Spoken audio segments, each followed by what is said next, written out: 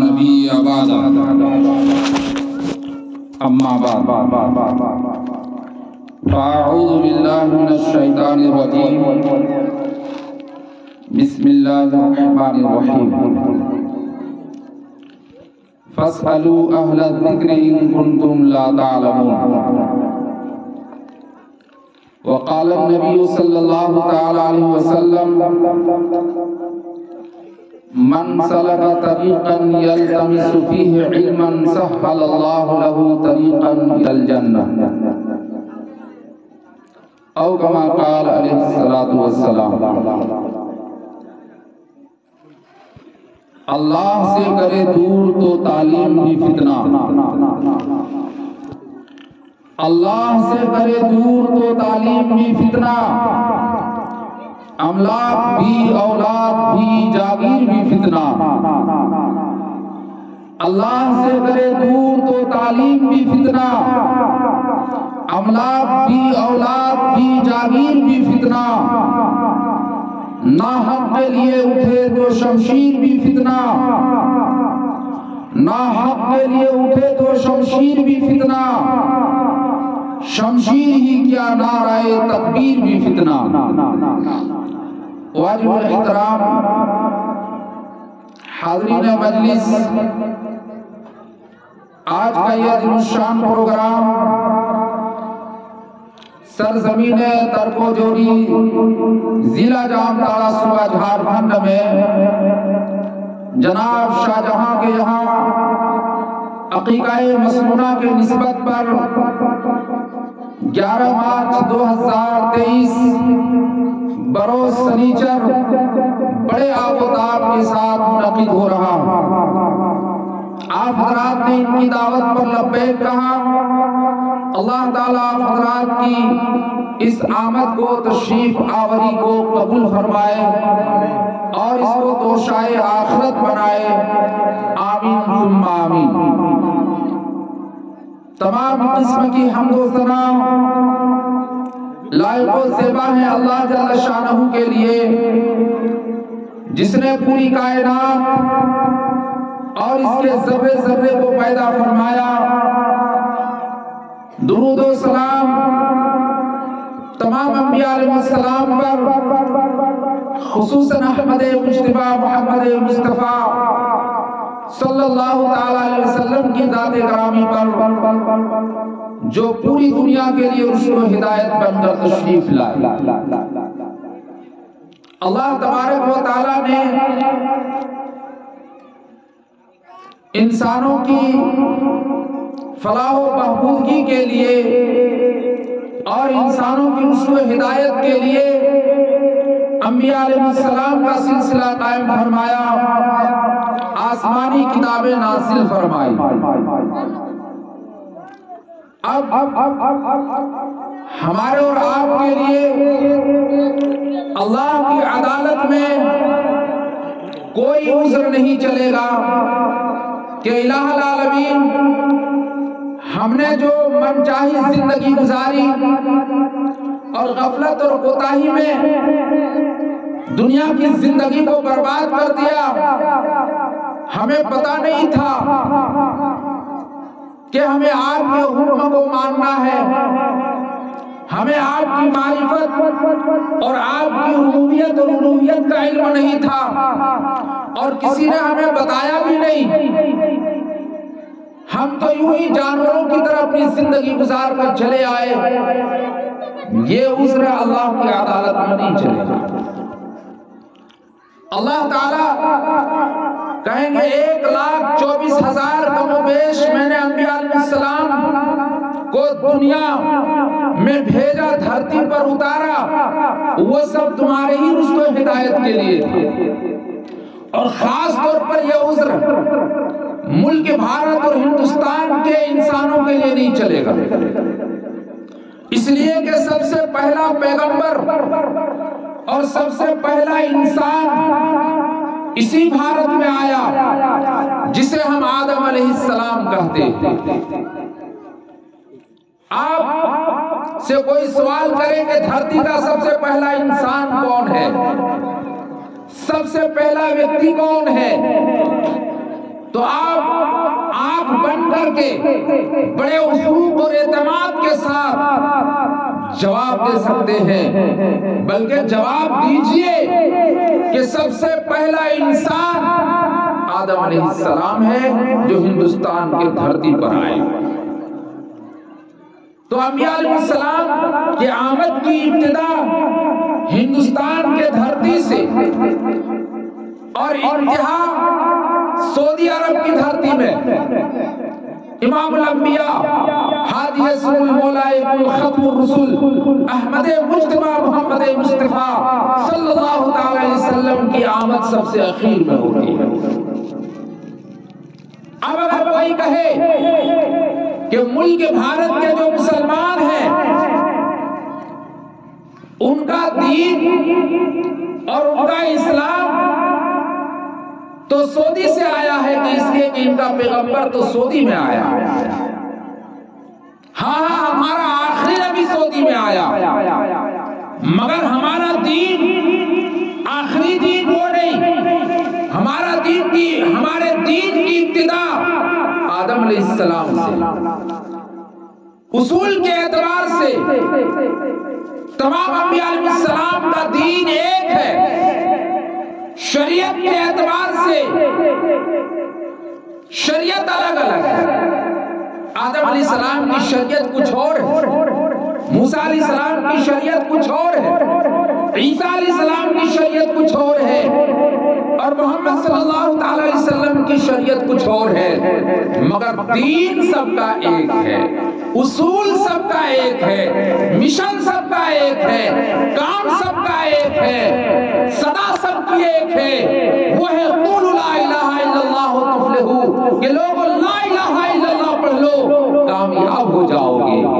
یہی صدا، یہی آواز، یہی مشن آدم علیہ السلام کا بھی تھا، یہی مشن سیس علیہ السلام کا بھی تھا، یہی مشن ہود اور شعیب علیہ السلام کا بھی تھا، یہی مشن ابراہیم کا بھی تھا، اسحاق کا بھی تھا، اسماعیل کا بھی تھا، یعقوب علیہ السلام کا بھی یہی مشن تھا۔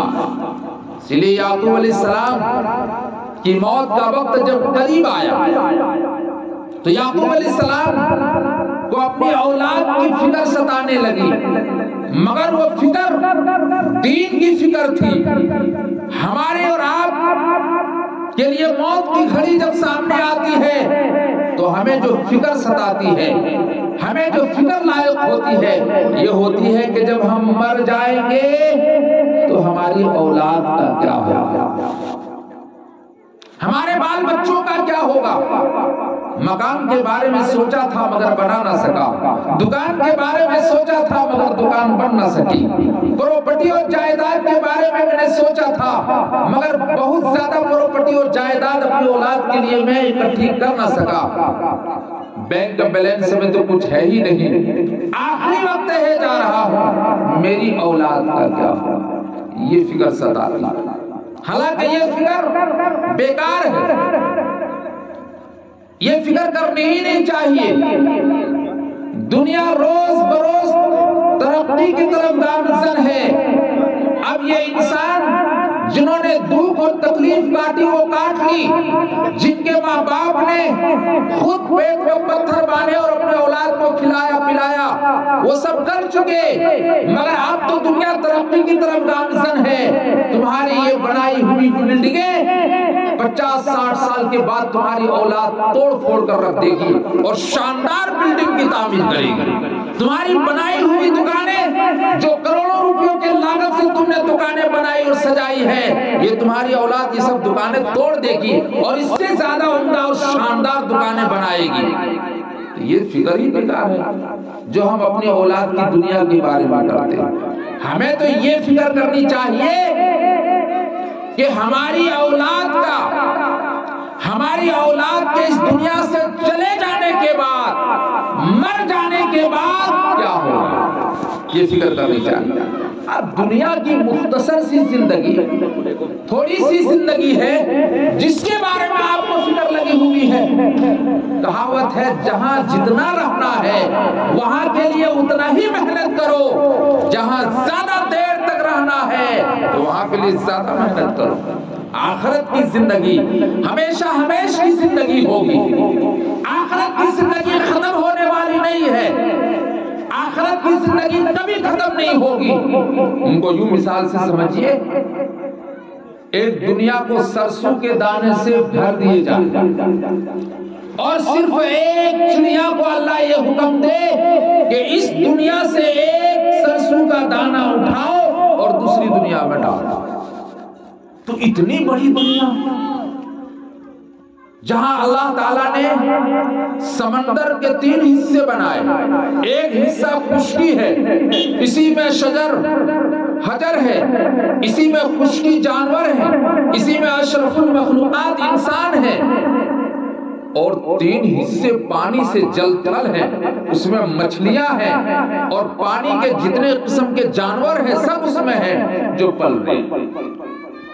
اب یہ اس دنیا سے ایک دانہ اٹھائے اور اس دنیا میں ڈال دے. وہ دانہ صرف خشکی کے حصے کا نہیں، سمندر میں بھی جو دانہ ہے اسے بھی چڑیا اٹھائے اور ڈال دے. تو بتاؤ کتنے سال لگ جائیں گے، کتنے سال، اربوں خربوں سال گزر جائیں گے، مگر سرزمین ترک و جوری میں جو دانہ سرسوں کا ہوگا وہ ختم نہیں ہوگا.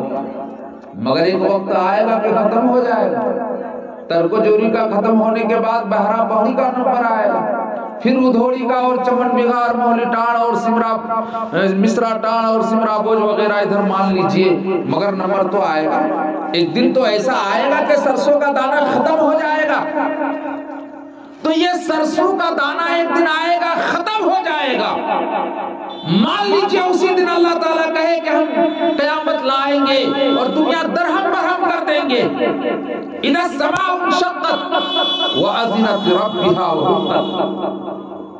اللہ تعالیٰ کہے کہ اسی دن ہم یہ فیصلہ کر دیں کہ آسمان ٹوٹ پھوٹ جائیں، ستارے جھڑ جائیں، سمندر کے پانی خشک ہو جائیں.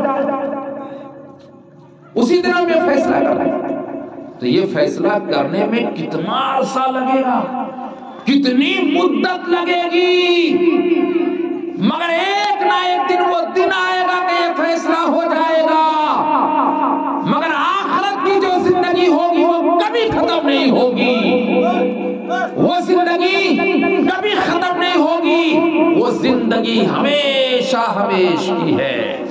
اسی لیے ہے جب اللہ کی عدالت لگے گی اور جنت جہنم کا فیصلہ ہوگا، اللہ تعالیٰ کہیں گے جنتیوں کو جنت میں چلے جاؤ، تم نے میرے حکم کو مانا تھا، 5 وقتہ نماز کا اہتمام کیا تھا، مولانا اور مولوی نے جو تقریریں کی تھی اس پر تم نے عمل کیا تھا، قرآن کی تلاوت کی تھی، چوری سے اپنے آپ کو بچایا تھا، حرام خوری سے بچایا تھا، رشوت خوری سے بچایا تھا، سود خوری سے بچایا تھا، بےمانی اور شیطانی سے اپنے آپ کو بچایا تھا، غیبت سے بچایا تھا، حسد کینہ کپٹ سے بچایا تھا، زنا سے اپنے آپ کو بچایا تھا، دوسروں کے زمین چھیننے اور غصب کرنے سے بچایا تھا، دوسروں کو قتل کرنے سے بچا رہا. چلو تمہارے لیے جنت کا فیصلہ ہے. اور جہنمیوں کے لیے کہا ہے ہم نے تمہیں دعا دی تھی، بجائے اس کے کہ اس سے قرآن کو دیکھتے، رحمان کو دیکھ، رحمان کے گھر کو دیکھتے، بجائے کہ اس آنکھ سے والدین کی زیارت کرتے، دیدار کرتے تو حج مبرور کا ثواب ملتا. اس آنکھ سے قرآن کی تلاوت کرتے دیکھ کر تو تم کو نیکی ملتی. اس آنکھ سے غلط اور صحیح کی تمیز کرتے، اچھی چیزوں کا نظارہ کرتے، بری چیزوں سے اپنی نظروں کو جھکا لیتے. ہم نے 2 پیر دیے تھے تاکہ چل کر تم خانہ خدا میں جاؤ. خانہ خدا میں چل کر نہیں گئے. اس پیر سے چل کر بیٹا گیا سنیما حال میں، اس پیر سے چل کے گیا چوری کے میدان میں، اس پیر سے چل کر گیا مینا بازار میں، اس پیر سے چل کر گیا چوروں کے مارکیٹ میں، اس پیر سے چل کے گیا شراب کے بھٹیوں میں، اس پیر سے چل کے گیا اپنے جس سے تم دشمنی رکھتا تھا اس کو قتل کرنے کے لیے. یعنی اس پیر سے چل کر خانہ خدا میں نہیں گیا، اس پیر کو تم نے خلاف شرع استعمال کیا. 2 ہاتھ دیے تھے تاکہ تم صحیح اور غلط طور پر استعمال کر سکو. دل اور دماغ دیا تھا، عقل سلیم عطا فرمائی تھی، مگر تم نے اس کو استعمال نہیں کیا. تو چلو جہنم کی طرف، اے فرشتوں ان کو جکڑ دو، ان کو باندھ دو، ہتھکڑیاں لگا دو، پیر پکڑ کر ناک کے بل ان کو گھسیٹتے ہوئے جہنم کی دھکتی ہوئی آگ میں ڈال دو۔ جہاں ڈالتے ہی انسان پانی پانی کرے گا، جہاں ڈالتے ہی انسان چیخے گا اور چلائے گا، بھوک پیاس کے لیے فریاد کرے گا، حکم ہوگا کانٹا دار کھانا زقوم کھلا دو، جہنم کے درخت کا ایک ٹہنی ہے اسے کھلاؤ، جہنم کا ہزاروں سال سے کھولتا ہوا گرما گرم پانی جو ہے اور جہنمیوں کے خون اور پیپ سے مشتمل ہے، اس پانی کو پلاؤ۔ یہ تو فیصلہ اللہ یہ فیصلہ تو اللہ تعالی کہ یہاں ہم بچ نہیں سکیں گے، یہ اور عذر کرنا کہ ہمیں کوئی بتانے والا سمجھانے والا نہیں تھا، یہ عذر نہیں چلے گا۔ اللہ تعالیٰ نے انبیاء علیہ السلام کا سلسلہ قائم فرمایا، آسمانی کتابیں نازل فرمائی، انبیاء علیہ السلام اپنے اپنے دور میں آئے چلے گئے، مگر ان کے حواریین اور ان کی امت اس مشن کو لے کر چلے اور کار نبوت کا کام کرتا رہا۔ اخیر میں امام الانبیاء سید المرسلین احمد مجتبی محمد مصطفیٰ صلی اللہ علیہ وسلم کی آمد ہوئی۔ تو آپ کہنا ملک ہندوستان والوں سے کہ تمہاری شریعت، تمہارا دین، تمہارا مذہب سعودی کا ہے، مکہ سے آیا اور زیادہ کہاں ہوا، ابھی تو 1400 سال ہی ہوا ہے، 50 سال ہی ہوا ہے۔ یہ کہنا غلط ہے۔ ہمارا دین اور ہمارا اسلام قدیم ہے اور پرانا ہے۔ سناتن دھرم جو اس کو پرانا کہتے ہیں، سناتنی کا مطلب کیا ہوتا ہے؟ سناتن تو اسلام کو کہا جاتا تھا جو آسمان سے آیا ہو، آسمان سے جو آیا ہے وہ دین مسلمان کے پاس، اس لیے قرآن کریم میں ہے ثم اورثنا الکتاب الذین اصطفینا من عبادنا، جو کوئی میرے اس قرآن کو حفظ کر لیا، مان لیا، جس نے اس قرآن کو اپنے سینوں میں جگہ دے دیا، گویا کہ تمام کتب سماویہ کو اپنے سینوں میں جگہ دے دیا، تمام آسمانی کتابیں ان کے سینے میں آ گئی۔ تو ہمارا مذہب تو وہ ہے جو سینوں میں ہے، تمہارا مذہب تو کتابوں میں ہے، اور تم جن مذہب کے دعوے دار ہو وہ کوئی آسمانی مذہب نہیں ہے، آسمانی دھرم نہیں ہے، وہ راجہ اور رانی کے قصہ اور کہانی پر مشتمل ہے، اور ہم مسلمانوں کا جو دین ہے وہ راجہ اور رانی کے قصہ کہانی پر مشتمل نہیں ہے۔ یہ کلام اللہ جو آسمان سے آیا اور جبریل لے کر آئے خدا سے، اور اس نے محمد صلی اللہ علیہ وسلم کے دامن میں دیا۔ ایک واقعہ کہ امریکہ میں عیسائی ہر ہفتہ ایک پروگرام کرتا تھا اور اس میں مسلمان کو بھی بلاتا تھا۔ آج کل ہے نا کہ ہم اسلامی اسکالر، اسلامی لیکچرر، بہت شوق ہوتا ہے۔ کبھی آپ موبائل پر دیکھتے ہیں، اس میں دیکھتے ہیں کہ نہ شرعی داڑھی ہے یا نہ مولوی ہے، نہ کسی مدرسے میں پڑھا ہے، نہ بولنے کا ڈھنگ ہے، اسلامی اسکالر بن کے بیٹھا ہوا، اور جب کوئی غیر مسلم سوال کرتا ہے تو جواب نہیں بنتا، مگر وہی ہے پبلسٹی کے لیے، اپنی شہرت کے لیے، نام و نمود کے لیے ٹیلی ویژن پر آ گیا اور ڈیبیٹ پر بیٹھ گیا۔ ایسا ہوتا ہے تو امریکہ میں مسلمان بھی جاتے تھے اور اس میں عیسائی بھی، اور اس میں ہندو مذہب کے لوگ پادری۔ اور پھر عیسائی سوال کرتا کہ بتاؤ آج فلاں ٹاپک پر بات اور گفتگو ہوگی، اور اس میں جو کوئی بولے گا تو اس مذہب کا وہ اسکالر ہوگا اور مذہبی آدمی ہوگا، اسی کی بات مانی جائے گی۔ تو کوئی اسلامی اسکالر بن کے چلا گیا اپنے نام نمود کے لیے۔ اب چونکہ جو سوال وہاں پادری کرے گا اپنی صدارت میں، تو وہ جواب تو پہلے اپنے لوگوں کو بتا دیا۔ ارے بیچارہ مسلمان، ان کو کچھ عطا پتا نہیں کہ ہم سے کیا سوال کرے گا، یہ جا کے بیٹھا ہوا اسلامی اسکالر بنا۔ اب اس سے جب سوال کر رہا ہے تو کبھی دائیں دیکھ رہا ہے کبھی بائیں دیکھ رہا ہے، اس سے جواب نہیں بنا تو وہ کھلی اڑا رہا ہے، ہنس رہا ہے کہ واقعتاً مذہب اسلام کے اندر کوئی جان نہیں ہے، اور وہ بڑی شان سے جواب دے کر نکل گیا اور دنیا مان رہی ہے۔ تو ایک مرتبہ بہت بڑے عالم دین حضرت مولانا ذوالفقار نقشبندی دامت برکاتہ، چاروں سلسلے کے یہ بزرگ ہیں، یہ چشتیہ بھی ہیں، سہروردیہ بھی ہیں، قدریہ بھی ہیں، تو نقشبندیہ بھی ہیں، چاروں سلسلے کے بزرگ ہیں۔ مولانا ذوالفقار نقشبندی وہ اس مجلس میں پہنچ گئے، اور جب انہوں نے اس پروگرام کو سنا اور جو اسلامی اسکالر بن کے گیا تھا ان سے جواب نہیں بنا تو بہت افسوس ہوا۔ کہا ساری دنیا میں جو میسج جائے گا تو واقعتاً اسلام کے بارے میں وہ کیا سوچے گا کہ اس کا تو کچھ ہاتھ پیر نہیں ہے، یہ تو جواب بھی نہیں بن پاتا، اسلامی اسکالر بن کر آیا تھا، جواب ہے نہیں، جبھی تو جواب نہیں دے پایا۔ بہت حیرت ہوئی۔ مولانا ذوالفقار نقشبندی صاحب نے اس عیسائی پادری سے کہا کہ سنیے، آپ کی صدارت میں کانفرنس اور جلسہ ہے، اگلی نشست میں بھی رہوں گا۔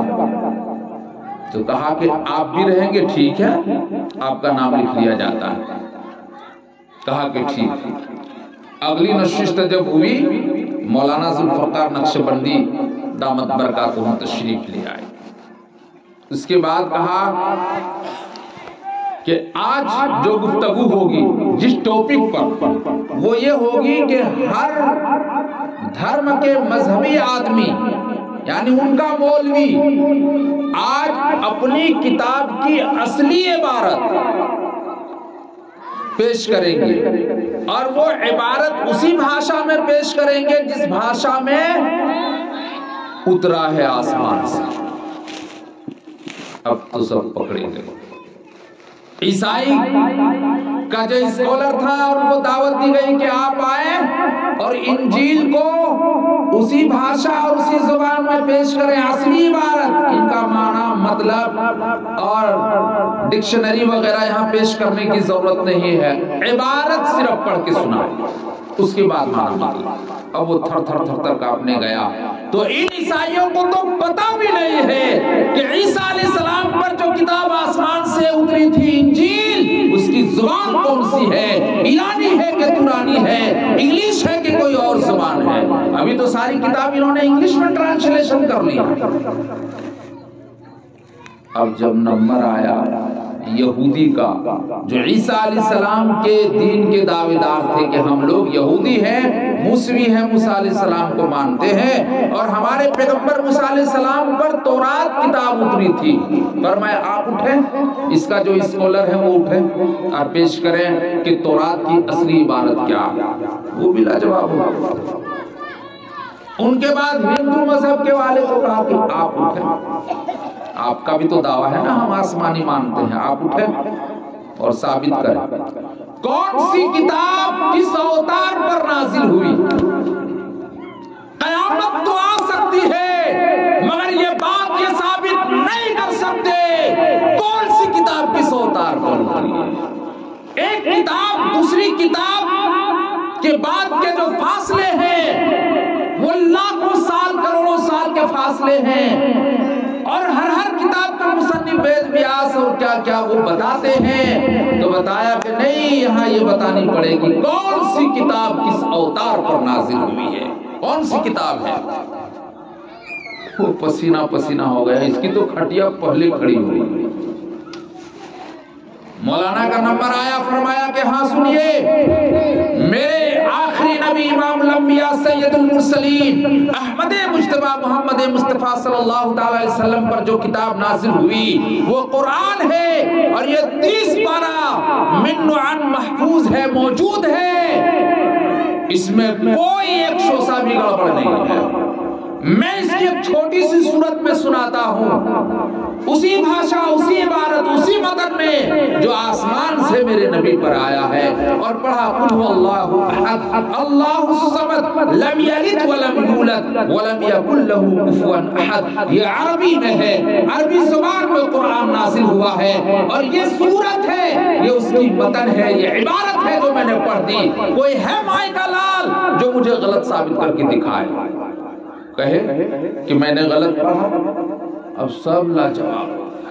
مولانا نے کہا سنیے اس کا پیغام، اب میں ترجمہ کرتا ہوں۔ قل هو اللہ احد، اے محمد صلی اللہ علیہ وسلم کہہ دیجئے اللہ ایک ہے، اللہ الصمد، وہ بے نیاز ہے، سب ان کے چوکٹ کے محتاج ہے، وہ کسی کے محتاج نہیں ہے، وہ اللہ ہے، وہ خالق ہے، وہ مالک ہے، اسی نے ساتوں آسمان ساتوں زمین کو پیدا کیا، اسی نے سورج اور چاند کو پیدا کیا، اسی نے شجر حجر کو پیدا کیا، اسی نے ندی نہر کو پیدا کیا، اسی نے ہم کو اور تم کو پیدا کیا، اسی نے ہم سب کے ماں باپ کو پیدا کیا، اسی نے چرند پرند کو پیدا کیا، اسی نے گائے بیل بکری کو پیدا کیا، وہی سب کو رزق دیتا ہے، وہی ایک اللہ ہے، وہ ہمیشہ سے ہے، وہ ہمیشہ رہے گا، ان کا کوئی مشیر نہیں، اس کا کوئی پارٹنرشپ نہیں، ان کا کوئی مددگار نہیں، ان کو کسی سے رائے لینے کی ضرورت نہیں ہے، وہ تنے تنہا ہے، وہ ہمیشہ سے ہے اور ہمیشہ رہے گا، نہ ان کا کنبہ ہے، نہ قبیلہ ہے، نہ خاندان ہے،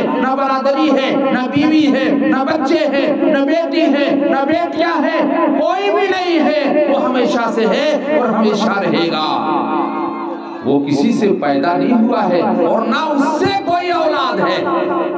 جب یہ بات کہی تو سب اتنا سا منہ لے کر کے رہ گیا۔ تب عیسائی پادری نے کہا کہ بیٹو آج چوری پکڑی گئی، یہ ہے بول، آج تمہاری چوری پکڑی گئی، تم جو مسلمانوں کا مذاق اڑاتے تھے آج تمہاری چوری پکڑی گئی، آج تم اپنے دھرم کی کتابوں کی اصلی عبارت نہیں پیش کر سکتے۔ اور میرے نبی کے بارے میں تو یہ اعلان، یا ایھا الناس، فرمایا کہ اے لوگ سنو، انی رسول اللہ الیکم جمیعا، کیا ہے وہ آیت؟ یہی آیت کہ میں پوری کائنات انسانیت کے لیے نبی بنا کر بھیجا گیا ہوں۔ یہ اعلان نہ عیسیٰ نے کیا، نہ موسیٰ نے کیا، یہ اعلان نہ شعیب نے کیا، نہ اسحاق نے کیا، کسی نے یہ اعلان نہیں کیا، یہ اعلان میرے نبی نے کیا کہ پوری کائنات انسانیت کے لیے نبی بنا کر بھیجا گیا ہوں، اور پوری کائنات انسانیت کے لیے نبی بنا کر ہمارے حضور بھیجے گئے۔ آدم اور عیسیٰ اور موسیٰ وہ خطے کے لیے، ایک قوم کے لیے، ایک زمانے کے لیے، اور ہمارے نبی قیامت تک کے لیے ہے، کوئی شریعت آنے والی نہیں۔ آخری نبی ہمارا نبی ہے، آخری کتاب قرآن ہے، آخری شریعت ہمارے نبی کی یہ شریعت ہے، آج وہ شریعت ہم لوگوں کو ملی۔ تو بات یہ چل رہی تھی کہ یہ اسلام، یہ دین، یہ پرانا ہے، اسی اسلام کا دوسرا نام سناتنی دھرم ہے، آسمان سے آیا ہوا ہے، وہ ہمارے پاس ہے۔ تم ہمیں کہتے گھر واپسی، ہم تو گھر کے چوکٹ پر بیٹھے ہوئے ہیں۔ بتاؤ آدم علیہ السلام 33 کروڑ دیوتاؤں کی پوجا کرتے تھے یا ایک اللہ کی پوجا کرتے تھے؟ ارے آدم علیہ السلام ایک ہی بھگوان، ایک ہی پرمیشور، ایک ہی گوڈ، ایک اللہ کی پوجا کرتے تھے، وہ مورتی کی پوجا نہیں کرتے تھے، وہ سوریا یا سورج کی پوجا نہیں کرتے تھے، وہ چاند چندرما کی پوجا نہیں کرتے تھے، وہ آدم علیہ السلام ایک اللہ کی پوجا کرتے تھے۔ تو ہم بھی تو ایک اللہ کی پوجا کرتے ہیں۔ تو ہمارا دھرم آخری، ہمارا دھرم پرانا دھرم ہے، ہمارا دھرم سناتنی دھرم ہے، ہمارا دھرم جو اسلام ہے وہ سعودی سے نہیں بلکہ آدم علیہ السلام سے آیا ہے۔ یہ شریعت کی تکمیل کے لیے حضور مکہ میں آئے، اس کا یہ مطلب نہیں کہ ہمارا مذہب وہاں سے شروع ہوا. ہمارا مذہب آدم علیہ السلام سے شروع ہوتا ہے اور آدم علیہ السلام ہندوستان میں آئے ہیں. آدم علیہ السلام ہندوستان میں آئے ہیں. شیس علیہ السلام اجودھیا میں دفن ہے ان کے بیٹے, وہ بھی پیغمبر تھے. تو معلوم یہ ہوا کہ ہم جس شریعت پر عمل کرتے ہیں اس شریعت کی ابتدا ملک ہندوستان سے, آدم سے ہے. اس دین کی ابتدا ملک ہندوستان آدم سے ہے. اس اسلام کی ابتدا ملک ہندوستان آدم سے ہے. اس شریعت کی تکمیل کے لیے اللہ کے رسول مکہ میں تشریف لائے. انسانوں کی عمر کتنی ہوگی؟ آدم علیہ السلام سے لے کر اب تک 8000 سال. ہم لوگ بہت زیادہ دن سے نہیں, 8000 سال کی یہ پیداوار ہے. قرآن کریم میں ہے نا, ستت ایام کے الفاظ ہیں, تو اس میں یہ بات کہی گئی کہ ہم نے آسمان اور زمین کو جو پیدا کیا ہے 6 دن, تو وہاں کا 6 دن اس دنیا کا 6000 سال بنتا. یعنی وہاں کا ایک دن یہاں کا 1000 سال کا وہاں ایک دن ہوتا. وہاں کا دن کتنا بڑا دن ہے کہ وہاں کا ایک دن اور یہاں کا 1000 دن برابر ہوگا. ایک واقعہ لکھا ہے کتابوں میں, مفتی شاہ عبدالعزیز رحمت اللہ علیہ کے زمانے کا واقعہ. مفتی شاہ عبدالعزیز رحمت اللہ علیہ جس نے انگریز کے خلاف سب سے پہلے فتویٰ دیا تھا کہ انگریز کی فوج میں بھرتی ہونا حرام ہے, یعنی انگریز سے بغاوت کرو, یہ ہمارے قرآن کے دشمن ہے, نبی کے دشمن ہے, مساجد مدارس کے دشمن ہے, علماء کے دشمن ہے. اس انگریز کی حکومت کو ہم تسلیم نہیں کرتے. ان کی فوجی میں, ان کے ملٹری میں, ان کی پولیس میں بھرتی ہونا حرام ہے, فتویٰ دیا.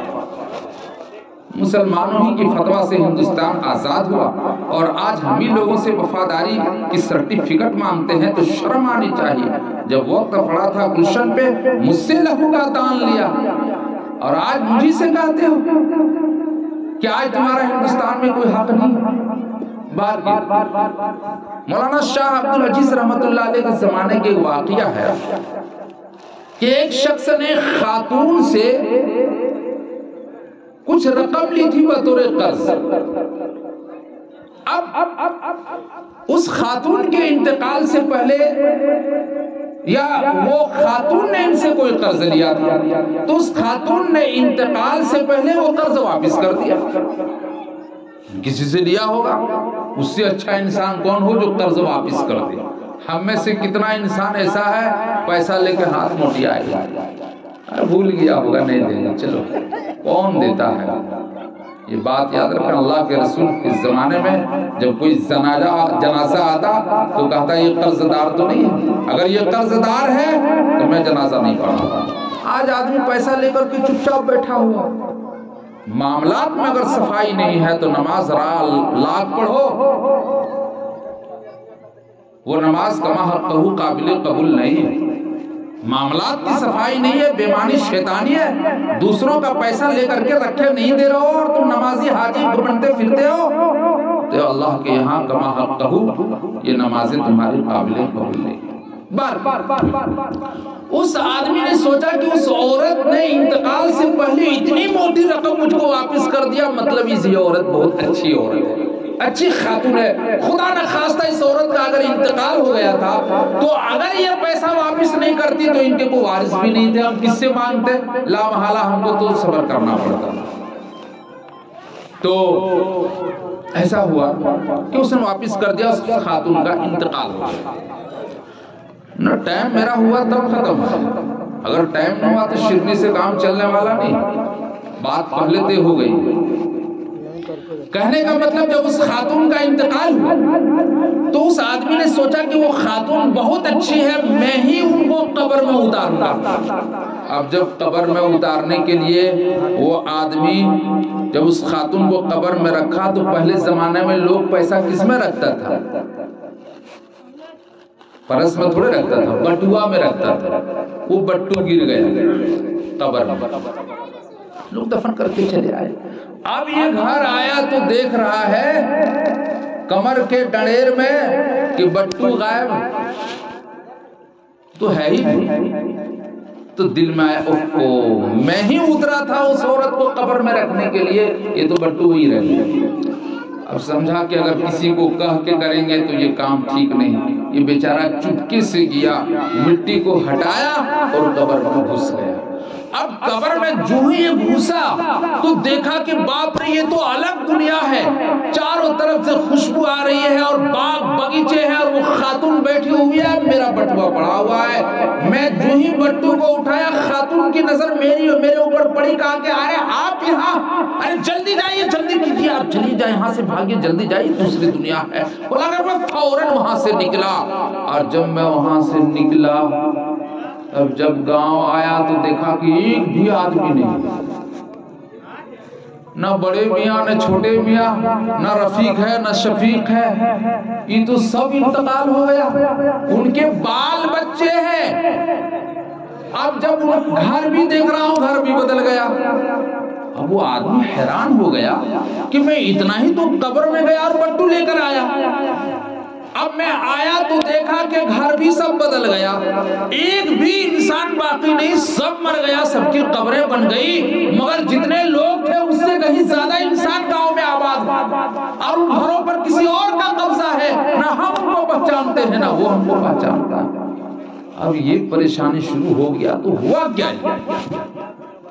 کسی سے پوچھتا کہتا نہیں پتا نہیں، ہوں گے کوئی میرا دادا پردادا لکڑ سادا لکڑ دادا سکڑ دادا پکڑ دادا کوئی ہوں گے جس کے بارے میں آپ بتا رہے ہیں، ہم نہیں جانتے کون، ہم تو یہ ہے میرا ابا یہ ہے، میرا ابا یہ ہے، میری ماں یہ ہے۔ اب یہ سر پیٹے کی ہوا تو ہوا کیا، یہ بٹو لینے گئے تو دنیا ہی بدل گئی۔ اب یہ پریشان ہونے لگا۔ مولانا شاہ عبد العزیز رحمت اللہ علیہ کے پاس وہ پہنچے اور کہا کہ واقعہ یہ ہے۔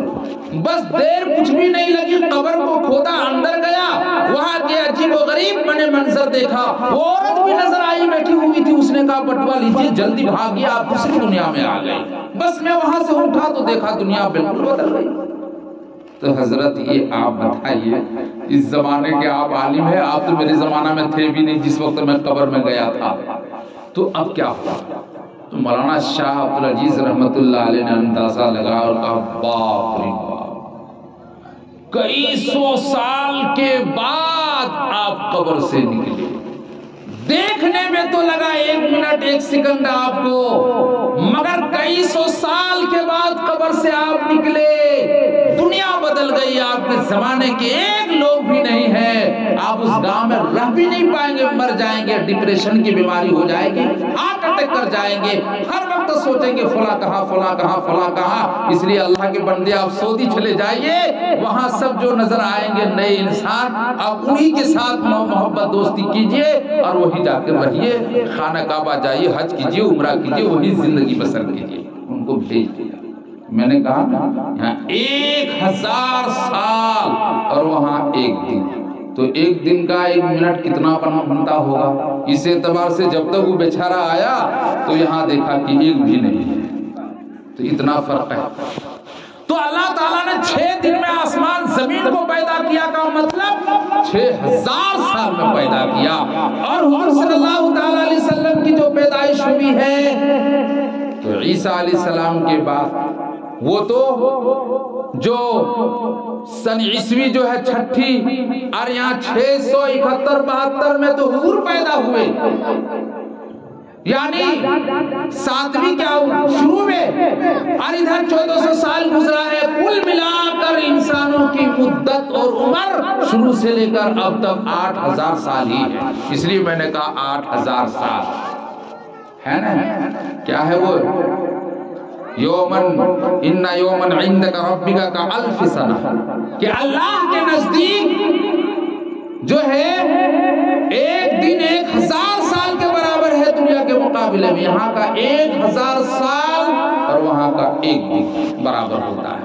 تو 6000 سال میں تو آسمان زمین کو بنایا اللہ تعالیٰ نے، اور یہ 6000 سال جو ہے وہ دنیا کے ہوئے تھے تو حضور آ گئے دنیا میں، اور 1400 سال تو ہوئے کیے ہیں ادھر کہ اللہ کے رسول صلی اللہ علیہ وسلم، ہم لوگ کے ہجرت کا 1400 سال، اور ادھر اللہ کے رسول صلی اللہ علیہ وسلم کو نبوت جو ملی تھی 40 سال کی عمر میں، یعنی کل ملا کر کے جوڑ حساب کیجئے تو 8000 سال میں ہم لوگ چل رہے ہیں، زیادہ عمر نہیں ہوئی ہے آپ لوگوں کی۔ باہر کے کہنے کا مطلب کہ سب سے پہلا انسان آدم علیہ السلام ہے، اور آدم علیہ السلام کا دین، مذہب، شریعت ایک اللہ کی عبادت اور پوجا ہے، اور ہم لوگوں کا بھی یہی عقیدہ ہے، اور ہم لوگوں کا بھی یہی دین ہے، ہم لوگوں کی بھی یہی شریعت ہے کہ ایک اللہ کی پوجا کرو، انیک خدا کی پوجا نہ کرو۔ حضرت یعقوب علیہ السلام کا واقعہ میں نے لایا تھا کہ یعقوب علیہ السلام کی موت کا وقت جب قریب آیا اور فکر ستانے لگی اپنے اولاد کی کہ ہم کیا کریں، تو اپنے اولاد کو جمع کیا، سب کو جمع کیا۔ حضرت یوسف علیہ السلام بھی موجود ہے جو مصر کے بادشاہ بنے ہوئے تھے، یوسف علیہ السلام بھی۔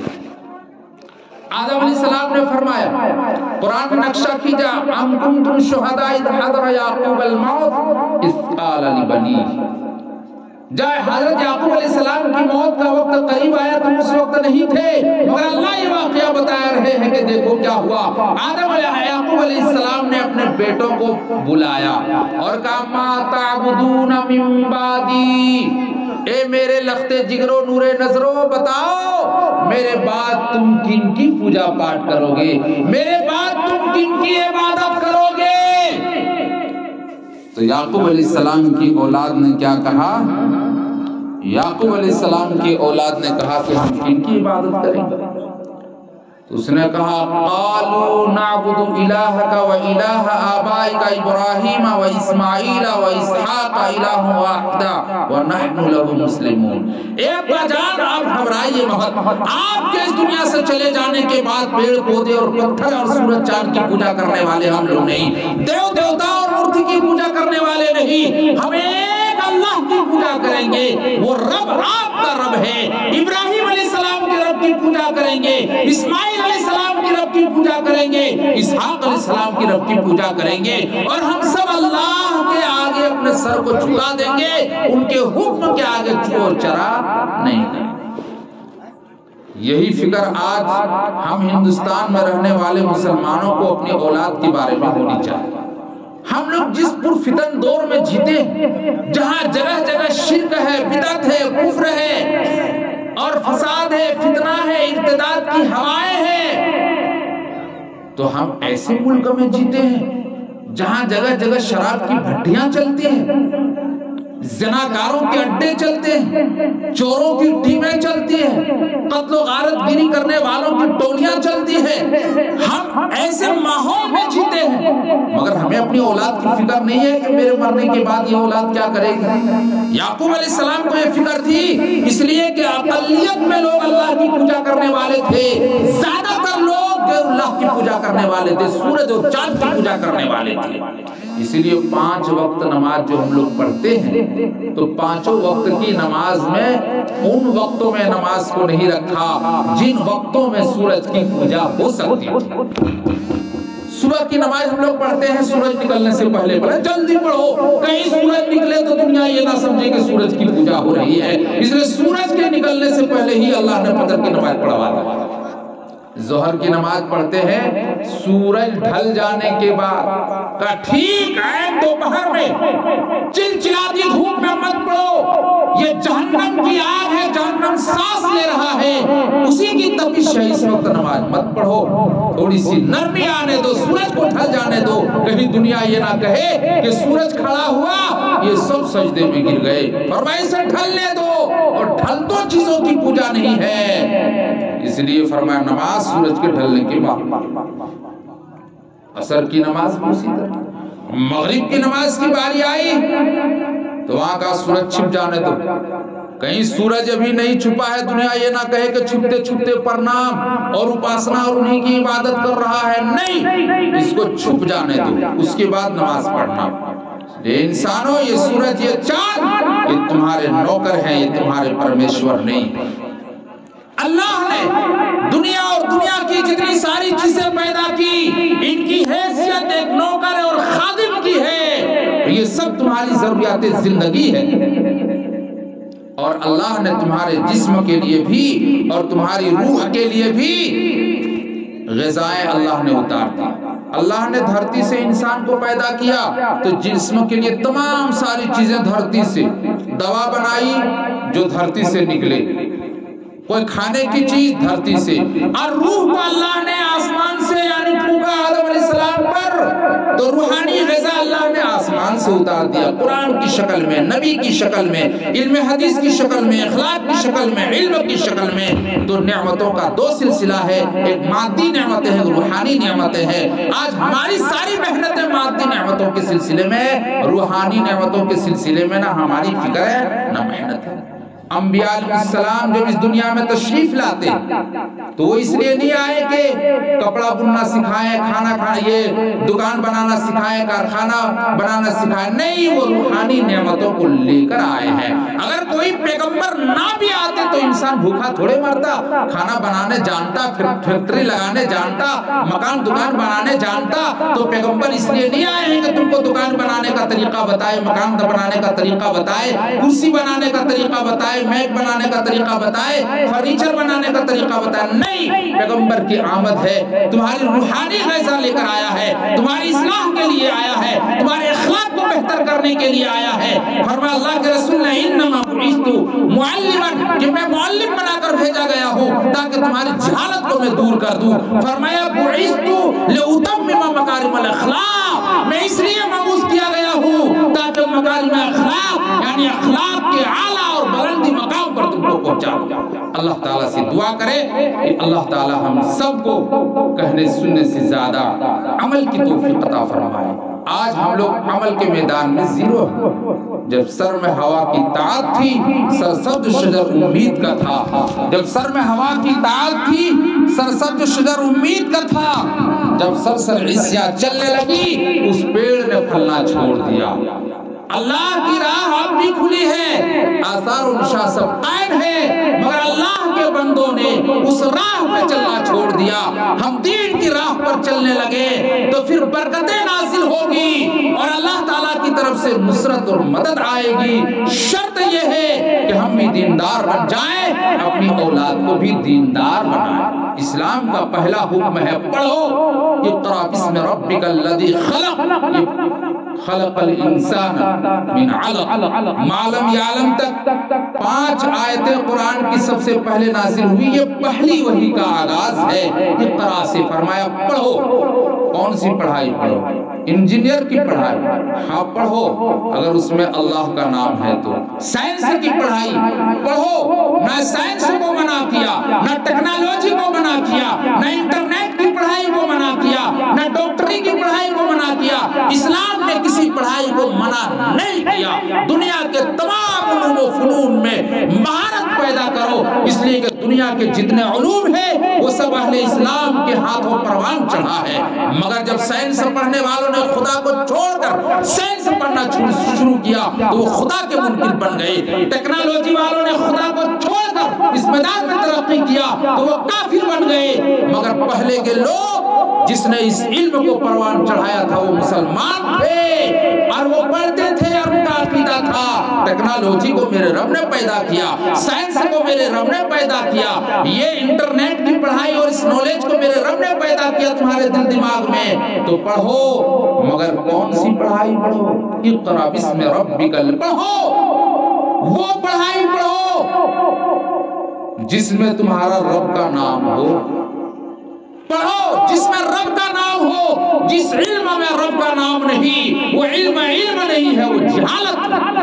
خدا کی قسم، جس علم سے خدا کا راستہ نہ ملتا ہو، اللہ کے دائیں اللہ کا تعلق نہ پیدا ہوتا ہو، تعلق میں اللہ نہ پیدا ہو، تو پھر وہ علم نہیں، وہ جہالت ہے۔ اور دنیا کے جتنے علوم ہیں وہ صنعت و حرفت ہے، وہ دستکاری ہے، وہ دنیا کمانے کے ہنر ہے۔ علم تو اصل قرآن کا ہے، علم تو اصل حدیث مبارکہ کا ہے، علم تو اصل فقہ کا ہے، جسے علم کہا گیا ہے۔ یہ علم نافع ہے، یہ علم روحانی علم ہے۔ فرمایا کہ پڑھو ہر اس علم کو جس میں اللہ کا نام ہو۔ اگر اللہ کا نام نہیں ہے تو اس سے کٹ جاؤ، ہٹ جاؤ۔ اللہ سے کرے دور تو تعلیم بھی فتنہ. اگر ایسی تعلیم ہے کہ اللہ سے تم کو دور کر دے تو وہ تعلیم نہیں، وہ فتنہ ہے. اللہ سے کرے دور تو تعلیم بھی فتنہ، املاک بھی، اولاد بھی، جاگیر بھی فتنہ. اگر جس اولاد سے اگر تمہارے گھر میں پیدا ہو اولاد اور اس سے تم کو چوری کرنا پڑ جائے، اس اولاد کے پرورش کے لیے ATM مارنے کی ضرورت پڑ جائے، اس اولاد کا دکان بنانے کے لیے تم کو حرام کاری کرنے کی ضرورت پڑ جائے تو پھر یہ اولاد تمہارے لیے فتنہ ہے. یہ املاک یعنی مال و دولت تمہارے لیے فتنہ ہے. املاک بھی، اولاد بھی، جاگیر بھی فتنہ. اگر کوئی کرسی اس لیے ملے کہ تم خدا کی خدائی سے بغاوت کرو اور خدا کا انکار کر دو تو پھر وہ کرسی اور اقتدار اور یہ لیڈر اور یہ نیتا اور یہ عہدے یہ سب تمہارے لیے فتنہ ہے. اس کو چھوڑ دو. ہر اس کو تم اپناؤ جو اللہ سے دور نہ کرے. اللہ سے کرے دور تو تعلیم بھی فتنہ، املاک بھی، اولاد بھی، جاگیر بھی فتنہ. ناحق کے لیے اٹھے شمشیر تو فتنہ، اگر ناحق کے لیے تلوار اٹھے تو وہ جہاد نہیں، فتنہ ہے.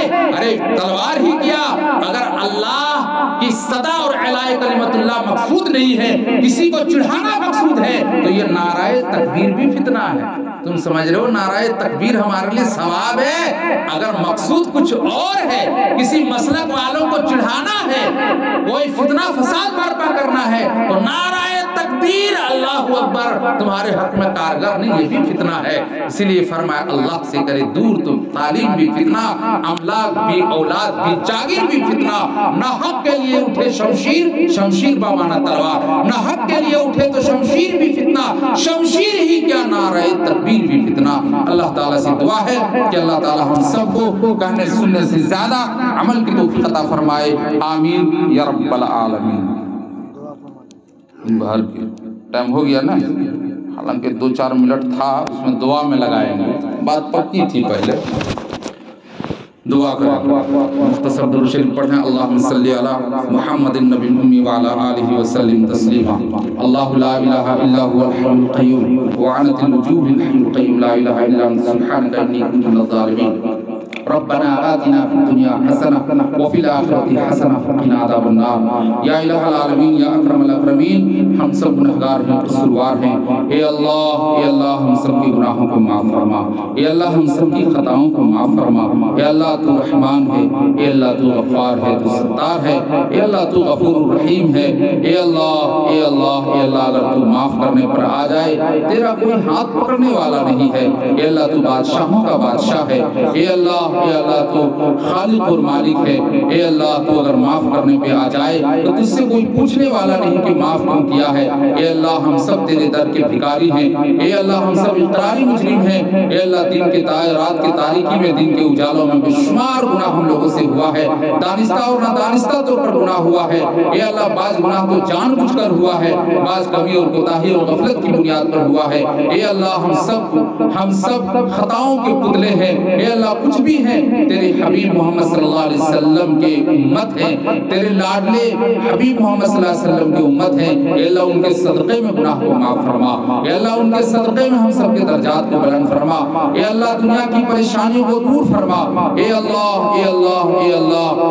جو لوگ پریشان حال ہے، اے اللہ جن لوگوں نے دعا کے لیے کہا ہے، جو کہنے والے تھے، اے اللہ جن لوگوں کا ہم لوگوں کے اوپر حق ہے، سب کی جائز تمنا مرادوں کو پوری فرما. اے اللہ سرزمین ترک و جوری سے جو ہمارے بزرگوار اور جو ہمارے بوڑھے پرانے اس شہر خاموش یعنی قبرستان میں آ کے سوئے ہوئے، اللہ سب کی درجات کو بلند فرما، سب کی گناہ صغیرہ کبیرہ کو معاف فرما. اے اللہ سب کے لیے جنت الفردوس کا فیصلہ فرما. اے اللہ ہم سب بھی ان کے پیچھے جانے والے ہیں. ایک روز ہم لوگوں کو بھی موت آئے گی، ہم سب کا بھی اعلان ہونا ہے. اے اللہ اس وقت کے آنے سے پہلے ہم سب کو اپنے گناہوں سے پکی اور سچی توبہ کی توفیق عطا فرما. اے اللہ اگر ہم میں سے کوئی چوری کے عادی ہے، چوری کرنے کے عادی ہے، اے اللہ اگر کسی سے چوری کا فعل صادر ہوا ہے، اے اللہ ان کو توبہ کی توفیق عطا فرما. اے اللہ اور دیگر کاموں میں اگر وہ ملوث ہیں، اے اللہ ان کو توبہ کی توفیق عطا فرما. اے اللہ سب کو نیک اور صالح بنا. اے اللہ سب کو ایک اور نیک بن کر زندگی گزارنے کی توفیق عطا فرما. حضور علیہ السلام کی ایک سنت پر عمل کرنے والا بنا. اے اللہ حضور علیہ السلام سے سچی عقیدت اور محبت نصیب فرما. اے اللہ ہم سب کو صبح و شام قرآن کی تلاوت نصیب فرما. اے اللہ ہمارے جن گھروں سے قرآن کی تلاوت کی آوازیں آتی تھی آج وہاں ٹیلی ویژن اور ویسیآر اور موبائل اور ورشپ کی آوازیں آتی ہے اور گانے کی آواز آتی ہے۔ اے اللہ ان گھروں میں اسلامی ماحول عطا فرما کہ پھر سے قرآن کی تلاوت بحال ہو جائے۔ اے اللہ پھر سے قرآن کی تلاوت کی صدائیں آنے لگے۔ اے اللہ ہم سب کو پکا اور سچا مسلمان بنا۔ اے اللہ پورے عالم اسلام کا بول بالا نصیب فرما۔ اے اللہ پورے عالم میں دین کے ہوا کو چلا دے، بددین ہواؤں کو ختم فرما، اسلام کے جھنڈا کو لہرا دے، اسلام کی سربلندی عطا فرما۔ اے اللہ جو لوگ عمرہ کے لیے تشریف لے جا رہے ہیں، اے اللہ عمرہ کرنے وہ اللہ ان حضرات کو عمرہ کے ارکان صحیح طور پر ادا کرنے کی توفیق عطا فرما۔ اے اللہ سب کی نیت میں اخلاص عطا فرما۔ اے اللہ ان حضرات کے ثواب میں اور ان حضرات کے عمرہ کے ارکان میں ہم سب کا حصہ نصیب فرما۔ یا الہ العالمین یا اکرم الاکرمین ہم سب کو بھی حج بیت اللہ نصیب فرما، ہم سب کو بھی حج بیت اللہ نصیب فرما، حضور علیہ السلام کے روضہ اقدس کی زیارت نصیب فرما۔ یا اللہ جس مقصد کے لیے صاحب خانہ نے پروگرام کیا ہے ان کے مقاصد حسنہ میں مکمل کامیابی عطا فرما۔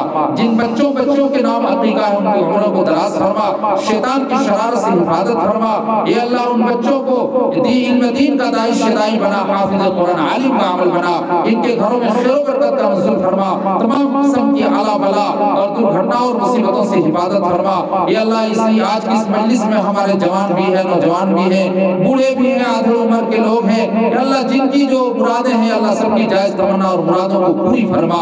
اے اللہ ہماری زندگی کے جتنے ایام باقی ہیں ان کو غفلت اور کوتاہی اور لایانی سے بچا کر اے اللہ ان وقتوں کی قدر کی توفیق عطا فرما، ان وقتوں کو نماز روزہ حج زکات میں لگانے کی توفیق عطا فرما۔ اے اللہ دین کے کاموں میں لگانے کی توفیق عطا فرما۔ اے اللہ اس مختصر سی دعا کو اپنے فضل و کرم سے قبول و مقبول فرما۔ وصلی اللہ تعالی علی خیر خلقہ وعلی آلہ وصحبہ اجمعین برحمتک یا ارحم الراحمین۔